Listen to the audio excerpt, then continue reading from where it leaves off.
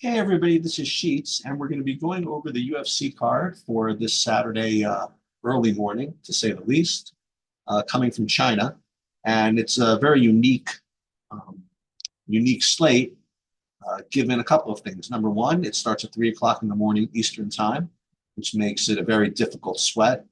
It puts into play the the consequences of maybe a fight being lost a couple of hours before lock, because I imagine that a lot of people, at least from this part of the country, are going to be putting in their lineups and going to sleep. So if I'm going to be honest, the efficient way to play this is to set your alarm, wake up at 2:30, just to make sure that there's been nothing that has come to pass that would impact your lineups. Now, again, I can't do that, fine, but that there's significant risk in missing 4 hours or so before lock, um, especially in a slate which does not allow late swap, in a sport which does not allow late swap. The other thing that's interesting is that you have basically half the fights involving fighters that most people that play DFS have never really heard of. We're not used to playing these fighters from the Chinese uh, MMA scene. So it puts something else kind of in play here. We on the one hand, we like to think that we can rely on the props and the lines and things like that to make projections and to come up with good plays. But I think it's only human nature to avoid that which is, you know, uh, unknown. So what's going to happen, in my opinion, is that the fights that do not involve people that we're used to seeing are going to be particularly low owned. And as a result, if you can somehow find it in you to play those fights, I think you're going to have some natural edge there. Now, again, they're going to be low owned for a reason, because there's just not a lot of data on these fighters, and I believe that the lines are probably more fragile than that of the fighters that most of the betting market has seen, um, time and time again. So in GPPs, where you're trying to beat like a zillion people, I think it's probably a good idea to, kind of, not, I don't want to say close your eyes, but to kind of squint, assume body English, your way into playing some of these fights, and try your best to fade the fights with the most popular fighters. In other words, with the fighters that we're used to analyzing. And I'm going to kind of get into that. And to, again, to draw that, to walk that tightrope, to thread that needle between playing the plays that you feel the most confident about and playing those plays that are going to be low owned. It's listen. This is what makes DFS fun. So we are going to go through fight by fight, and uh, I'll let you know what I think of these fights. But in the end, when we do our lineup construction video, I think I'm going to manually up the ownership on some of these fighters that nobody has heard of, just because I don't think that that anybody's going, not anybody, that the majority of the players are going to have the confidence in playing that maybe they should. Okay, so right off the bat, we have one of those fights that I think people are going to be comfortable playing, and that's Mahashate versus Nicholas Mota. We've seen both of these fighters multiple times, and to analyze this fight, it's very, very direct. I mean, it's right there in front of you. You have two fighters who don't have a lot of takedown upside. They're both pure strikers.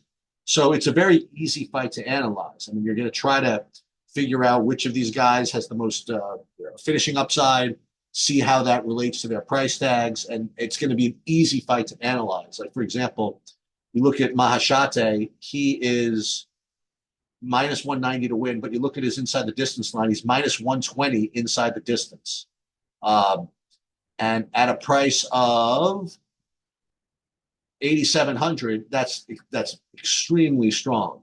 Okay. So from the metrics perspective, this is an extremely good play. And I think as a result, people are going to see this as a good play. and he's going to be probably high owned. Now that's not to say he's not a good play. Again, this is DFS speak. Just because he's a good play doesn't mean you're going to play him. You have to make sure that if you do play him, you play him with other low owned pieces. Anyway, that's more for the lineup construction video.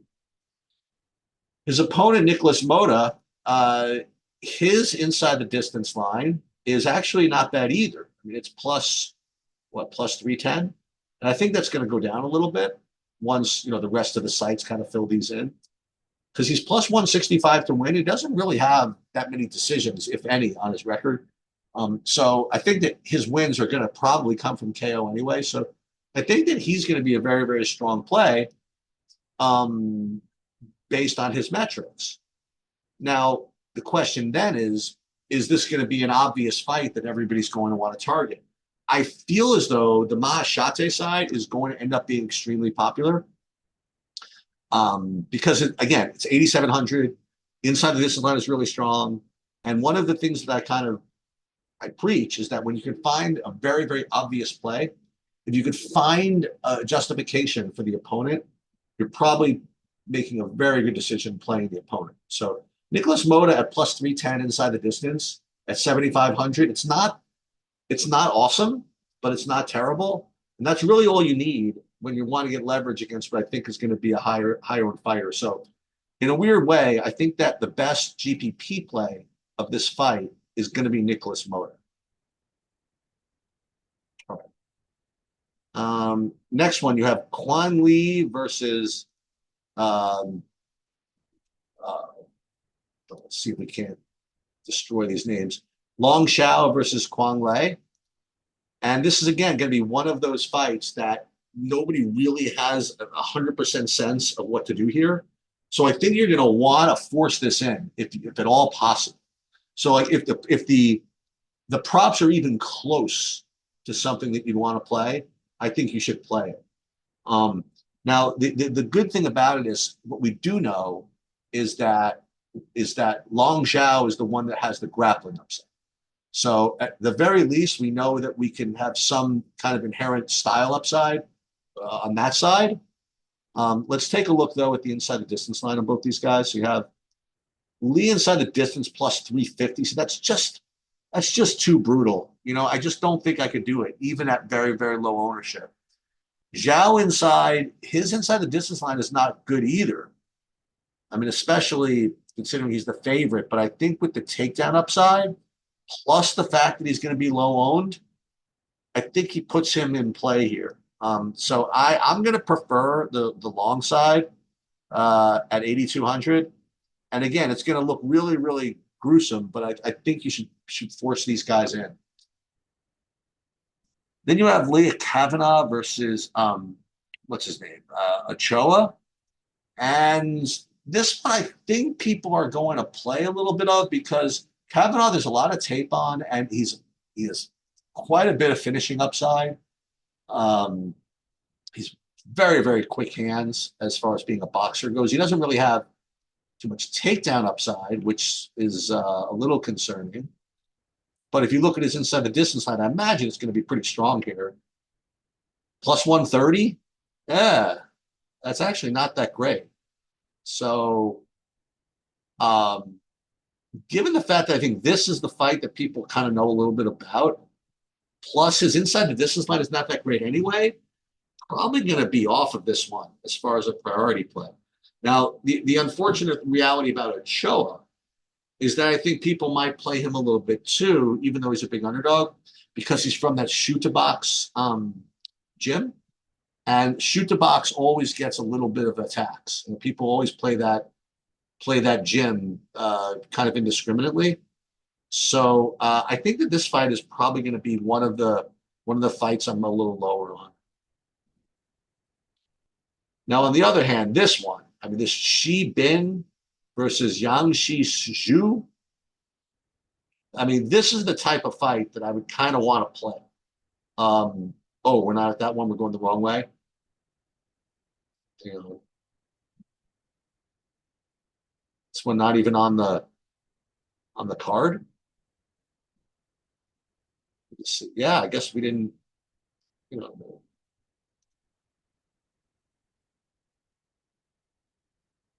The hypnotist. This one isn't even on the card. Wait a minute.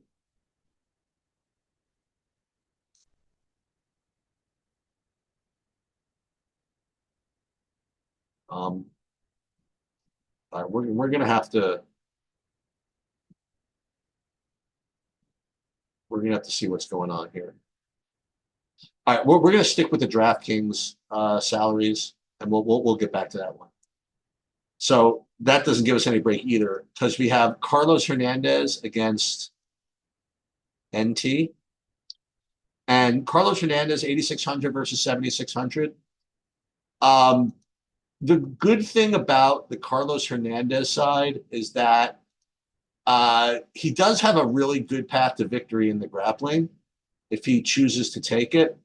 NT apparently has very, very poor takedown defense. So if you want to take a shot at this one, even though the inside the distance line is probably pretty poor, let's take a look. Hernandez inside plus 285, which is pretty bad. Again, he's got that takedown upside, which kind of puts him in play. And these are the kind of plays you have to make on a card like this, just kind of gross plays without a lot of data. But if you have that takedown upside, that kind of overcomes a little bit of that. So I do like the Hernandez side. And on the other side of this, we have NT. His inside the distance line is plus 300 or so. I have to say, at 7,600, he's got, believe it or not, a similar inside the distance line to Nicholas Mota, and you would not believe that. You know what I mean? Like if I just polled everybody playing DFS, okay, who would you rather bet to finish? Would it be Mota or NT? And I don't think anybody would pick NT. And yet the props are pretty much the same. So you could barely put his name in a CSV file, but we trust the props somewhat, and I think that you should play this guy. So it's either or, Hernandez or NT.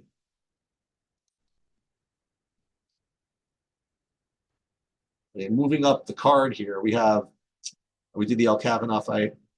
So we have Feng Xuan against Shi Ming. So we have a female fight with a $9,200 fighter, okay, who probably has an extremely poor inside the distance line. So let's take a look.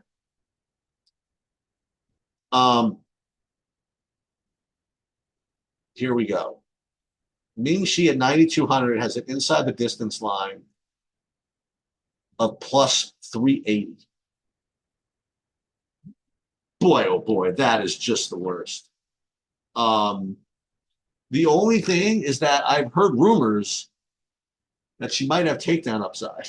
So same thing, if that is actually correct and she does get those takedowns, she could put up like 120 in a decision.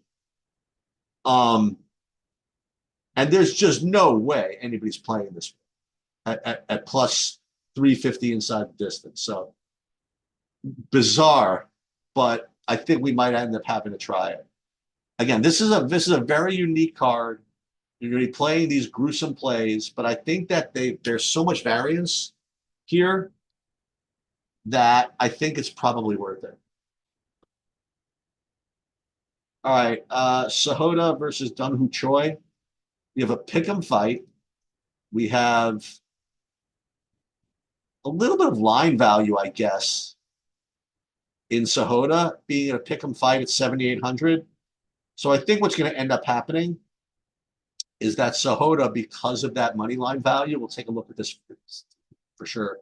Yeah, I think that he's going to end up being driven by the optimizers a little bit. So if you want to be contrarian here, I think you could play Dungho Choi. And it's another one with an inside the distance line, which is not going to make you happy.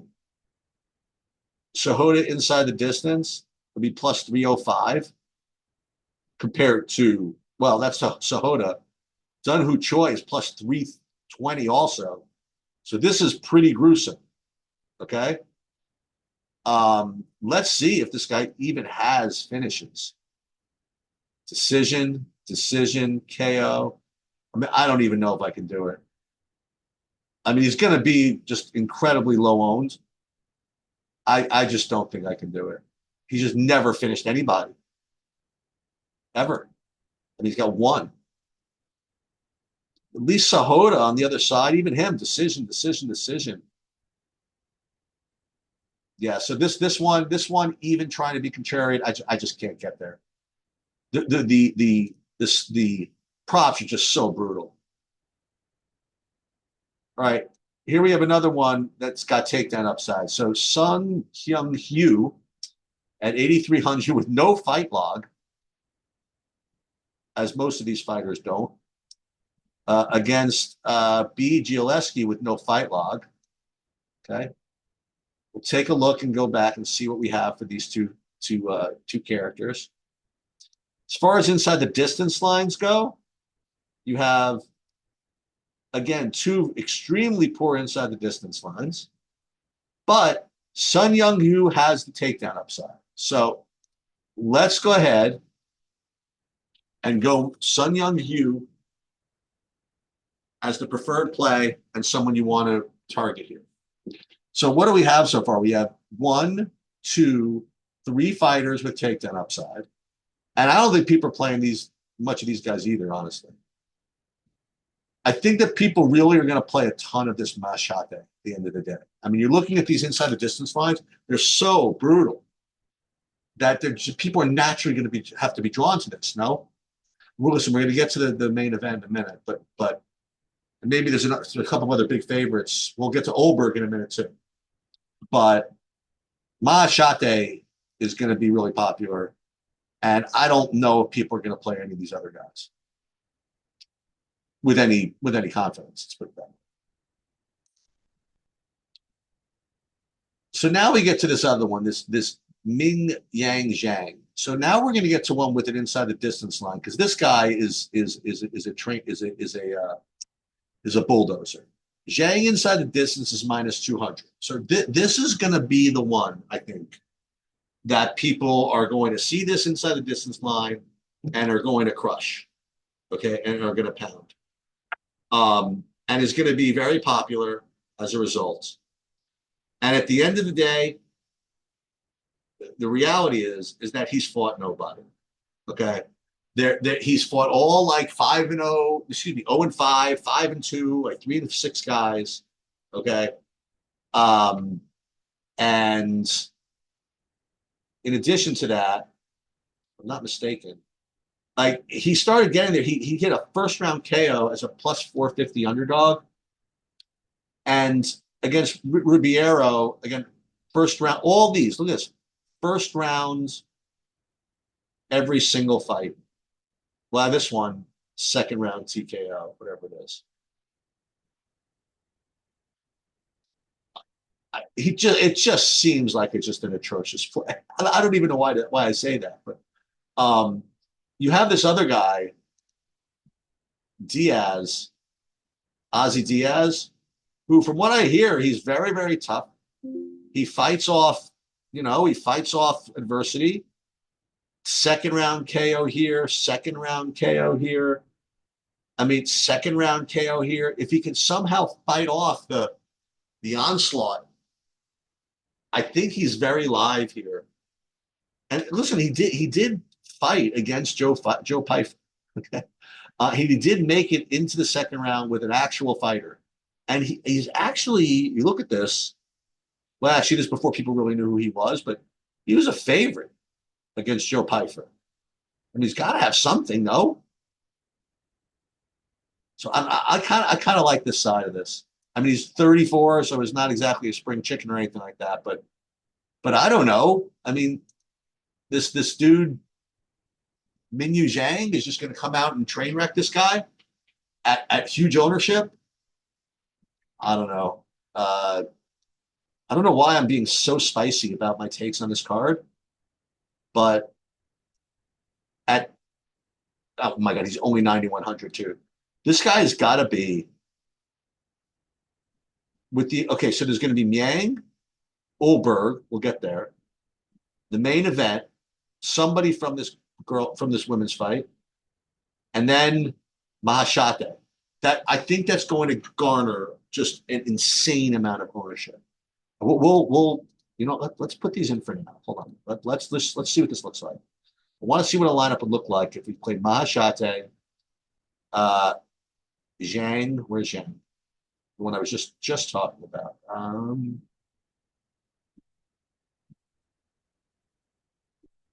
And then let's just say you played Ricci, probably going to be pretty popular. And then, I mean, played Figueiredo. That I mean, it's like really easy. But you could even play Piotr Yan, and then this combination like this is going to be really popular.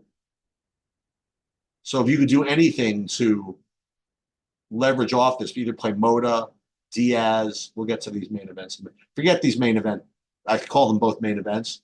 You're not going to get any leverage with any of this. You know, people are going to play all four of these fighters. Jan, Figgy, Jean, Yonan, and Ricci. They're going to play all four of these. Everybody knows who these guys are on a slate where nobody knows anybody. So this is going to be just jammed, like both of these fights. So you won't get different here, regardless of who you take. But if you could somehow find it in your heart to play Diaz or Moda, then you're going to get some leverage. Okay, moving on, I guess. Well, we'll get to Oberg. Sorry, I meant Oberg too. So let's do that again. Let's say Oberg. Let's say Ricci for now.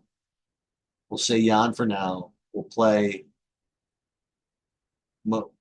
And the more I do this, I mean, how Richie's going to be so freaking popular. Machate, and then this. I mean, you can almost do all of this. I mean, God forbid you did this and played Figgy, then your life is, you know what I mean? So all of this, extremely popular. Maybe even Ozdemir would be popular.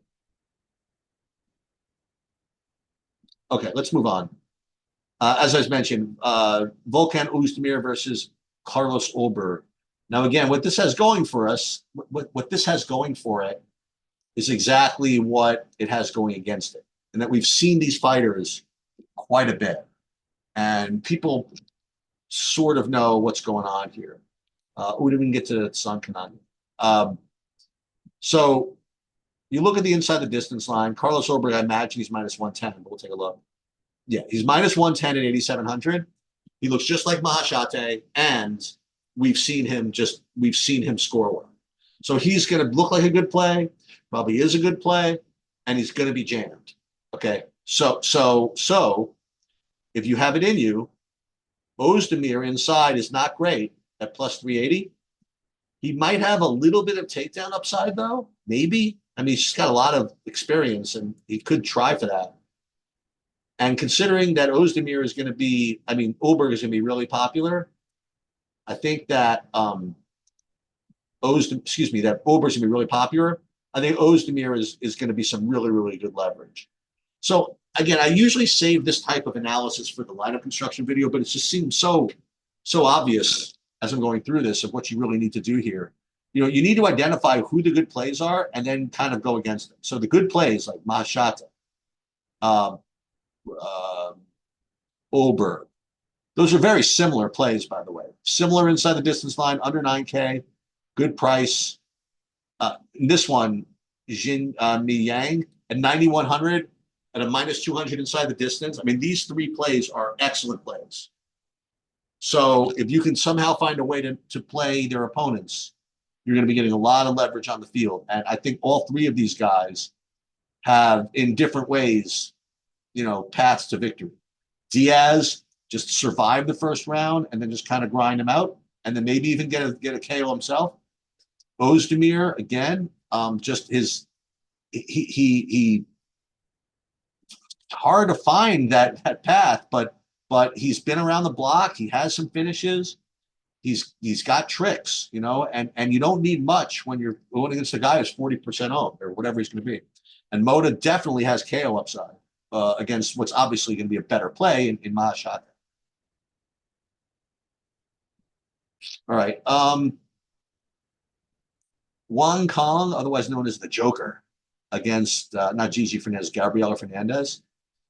So she's 9,600, and 9,600, you need a first round knockout at least. So I can't imagine a I can't imagine playing her at 9,600. We look at the inside distance, and I imagine it'll be like minus 110 or something like that.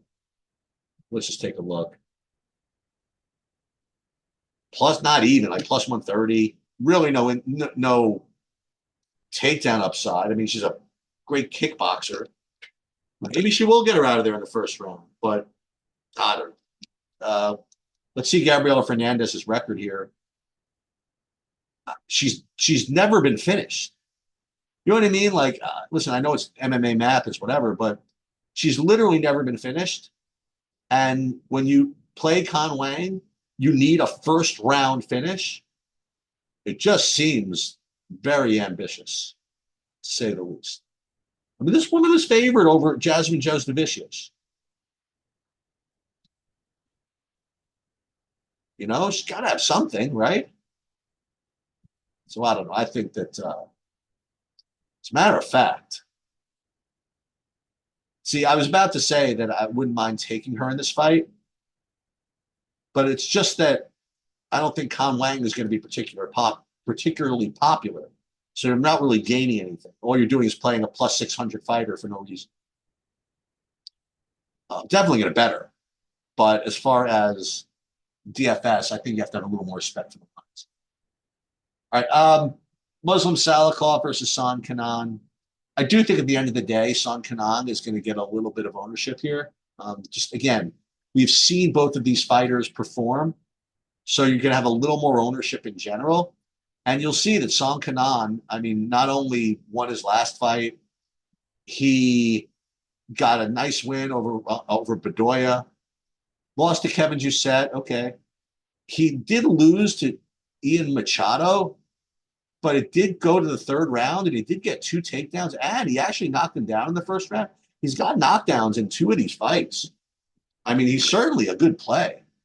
This is going to be one of those where I think you want to look at ownership and ownership projections as we get closer, because it feels as though people are going to be onto this at the end of the day. Again, I know what people do. They're like, okay, where could I have any degree of confidence in these underdogs? And you'll look at the game logs just like I just did and say, you know what, Kanan's just reasonable.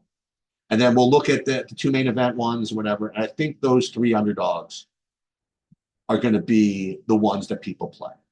So while Kanan, based on what I just said, is probably not the worst play in the world, it's probably a pretty good play. I think from an ownership perspective, he might be a little bit overbought. Not enough, though, that I think I need to play Salikov at what's probably a pretty poor inside the distance line, though. Let's take a look.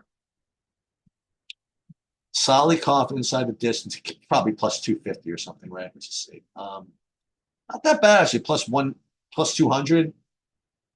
I don't know. No takedowns. Plus 200 to finish. 8,500. Listen, in 150, I'll get there. Boy, I wonder if this is a better play than I'm giving it credit for. It really just depends on the Kanan ownership. I mean, the more I'm thinking about this, the more. So who are people going to play as underdogs? Okay, and again, we'll look at this again. We have 2 more fights to get to. Richie. I mean, people have heard of this. Richie Figueiredo. Maybe, as I mentioned before, who is this? Maybe people play Ozdemir. Maybe people have heard of him at least. Will people play Moda? A little bit. Mashadi would be nice and popular though. I think people could play Kanan. I don't think people are going to play these Gialiskis and Tumbarelli is, I mean, this Tumbarelli or whatever, this could end up being like the nut play. You know, it's in a range where people are probably going to play the fighters that people have heard of, and his inside the distance line is really not bad. But I'm glad I'm going to be sleeping through most of this. I'm going to wake up and I'm going to go. I played who? All right, okay. Last two fights, which are, I mean, clearly the two best fights. Well, I shouldn't say that. I think the Goldberg fight could be good, but I mean, Yao Jinan versus Tabitha Ricci. I mean, Tabitha Ricci's she's awesome. I love Tabitha Ricci. She wrestles, she grapples, and she can actually throw some volume too. I was at the fight where against Angela Hill or whatever, and these two just kept on just putting up significant strikes. I mean, it was actually pretty neat to watch. I mean, she did get three takedowns. She put up a nice score also in this decision. She's great. I mean, listen, she lost. What did she lose? She's lost against Fiorot, who's awesome, and Ricci was just kind of getting started. She lost to Godinez, which I thought was going to be a tough fight for her, because I didn't think Ricci had any advantages there. I didn't think she had a grappling advantage nor a striking advantage. And what happened in that fight was pretty much exactly what I thought would happen. But anytime she has any possibility for wrestling upside, um, I think that she's live. And she took down Julian Robertson three times. She's a lot of cardio. And you have Zhao Nan, I think, coming off an injury, maybe. Um, Not to mention showing some poor takedown defense against Zhang Wei Li at the end of the day. Actually, I shouldn't say that. She did knock her down once. So I don't know. I think it's clear to me that Richie's an incredible play here at 7,400. But again, what are you going to do? I mean, she's going to be really popular. But what happens is that you don't have to play all the other popular fighters. You know, if you played Richie, for example, with a Moda, like Tumbarelli, for example, and then played something like that. Who was that $9,200 grappler? Like this one? Then you can go play Richie all you want. And you could even play probably Piotr Yan in a build like this. And then maybe you could even go and play. I don't know if you can get away with this. This might be a little too chalky. Like if you play Mian Yang, I mean, now you're at one, two, three very popular fighters, but you're getting this one who's no one's going to play. The Tumbarelli, which I don't think anybody's going to play. And Moda, you're getting some leverage. I don't know. I'm just kind of fiddling around with some ideas here. And again, nobody says you have to only play one lineup. All right. As far as Zhao Nian goes, we'll take a look at her props. I mean, what is she going to be? Minus plus 200 inside? Take a look. Plus 400. I mean, you just can't play her. I don't think. She doesn't have the grappling upside. She does nothing. I mean, she just has win equity, honestly. Win equity and maybe some volume, but I don't think she's a good player at all. All right, Piotr Yan versus Devison Figueiredo. So what this fight is going for is that it's a 5-round fight for openers. That's good, because this fight does rate to go the distance, and you're going to need 5 rounds if that's the case. So to rack up points, so that's good. The other thing that's good is we kind of know who these fighters are. We bet on them hundreds of times, so we know what they're going to do.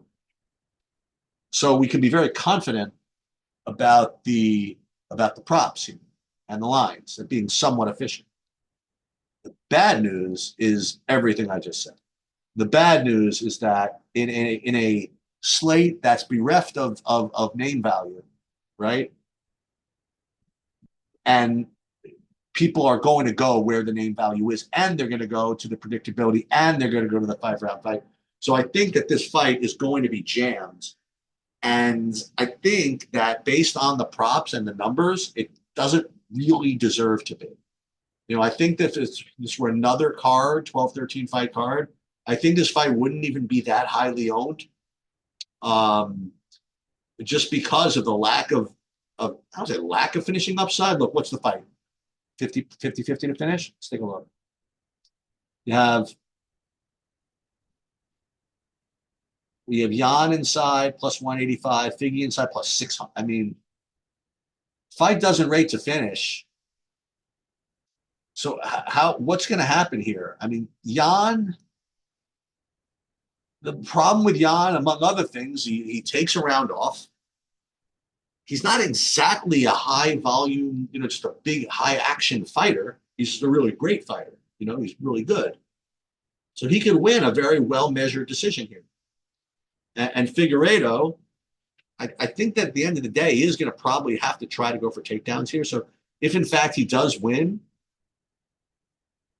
guess, I guess he has, I won't say more upside, but he has a more predictable result, I guess. So what I mean is that if in fact both of these fighters win, the chances that they're on the optimal, it's very imbalanced. I think that if Jan wins, he's going to be in the optimal only some percent of the time, like 25, 30% of the time. But I think that if Figueiredo wins, he could be, I think he's in the optimal over 70% of the time. Just because if in fact he wins, I don't know how he does it without getting a bunch of takedowns. So if that's the case, his wins are either going to be subs, which obviously win, obviously make him optimal, or 5 rounds worth of takedowns, which is certainly going to make him optimal as well. So I think that Figueiredo is definitely the better GPP play. And if you do play Jan, he's going to, I think he's going to be higher owned than he should be. So make sure that if you play him with some of those lower owned, gross plays that we talked about earlier. So as I said, very unique slate. And again, didn't even get I don't know if we're going to get this fight into DFS. I guess I should know that, but I haven't seen it.